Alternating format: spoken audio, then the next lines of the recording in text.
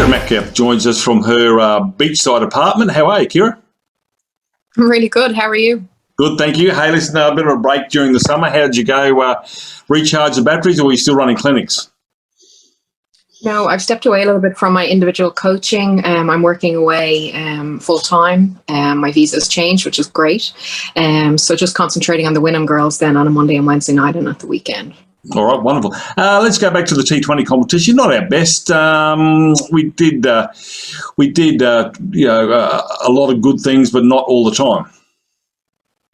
Yeah, a lot of chopping and changing. I've been asked the question, do I like T20 cricket? I love T20 cricket. I think people have maybe just got to have a look at it in a sense that we're still a developing team. We chopped and changed a lot. We're waiting for people to get that experience, building overs, building partnerships, that sort of stuff. It wasn't great.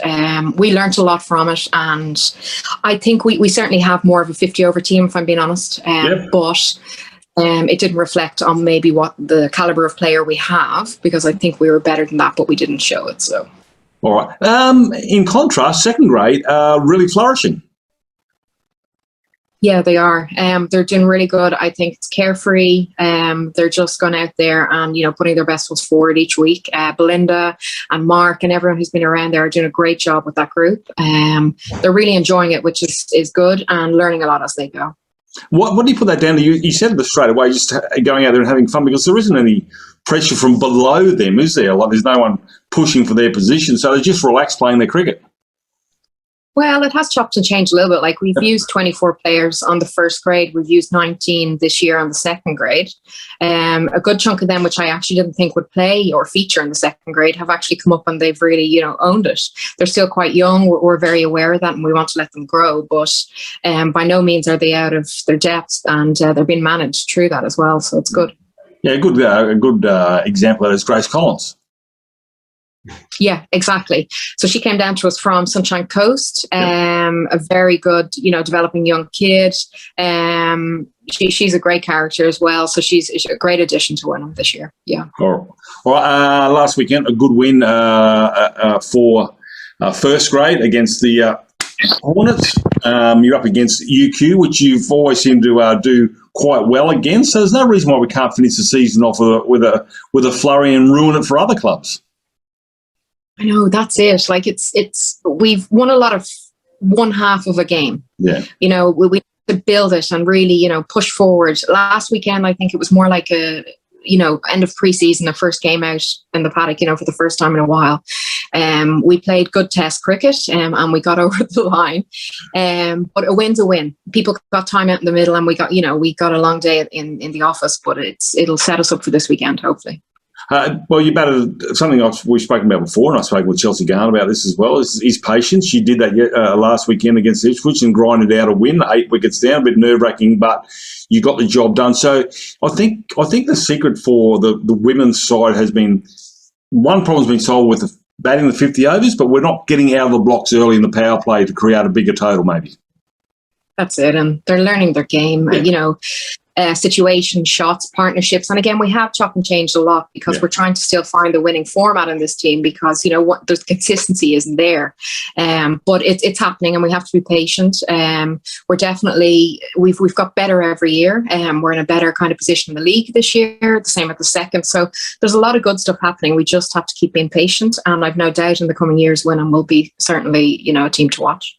Well, developing Paul Pink. Get to the semi-finals, come up against the Red Hot Bulldogs side, but that's credit to you guys for the depth we're starting to show in the club, and the belief that these young players will stick around and bear fruit later on. But what a great effort for them to get to the semis. Absolutely, and Mark has played a huge big part in that, Mark Summerall, and he's also leading them, the 19s, with Gabby Lockwood as captain there at the moment. So, another kind of, I suppose, another league that's available to these guys, another avenue for cricket, more development. So if we let that all kick in and we, give them a little bit of time and more skill, certainly we need a little bit more coaches, I think, around this group, but that will happen in time. So, yeah. All right. The Kirby Short under 19, you mentioned that briefly, sitting second on the ladder at the moment. So their finals are at the end of next month, obviously the end of February. So there's a lot to like about this.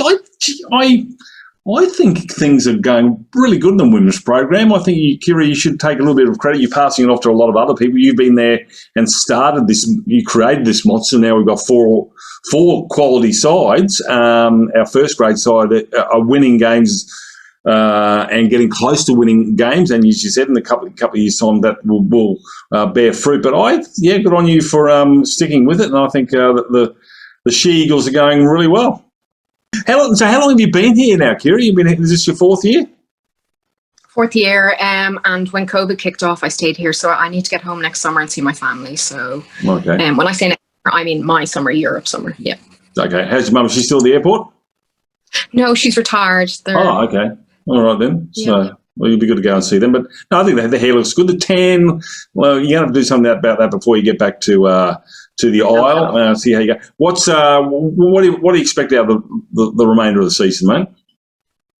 Well, we had a meeting. We've had lots of meetings, should I say, and we've set our goal of possibly 5th in the first grade, which we would be, again, development on each year, but we will definitely aim for 4th. We'd love to make the finals.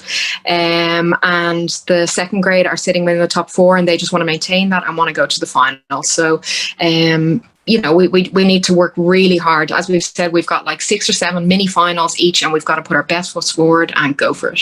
All right. Well, all the best for all that, and obviously the semi-finals coming up with the under-19s.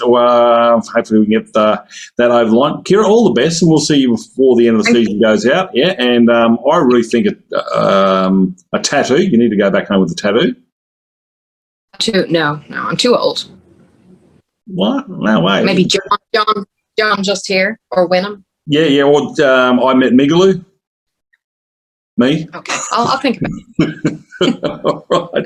Ciara Metcalfe, as always, a pleasure to talk to you. Happy New Year to you, and good luck with what you've been doing. And it is starting to grow into something special, and I think you've done you're the cornerstone for that sort of stuff. And hopefully, if you go back to Ireland, you're going to come back. Of course. That makes me very happy. All right. Thanks, Ciara. Thank you.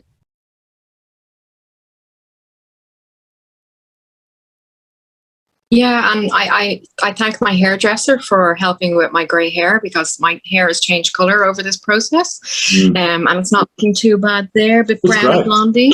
Yeah, I think it was delicious. It's something you could probably eat with meatballs.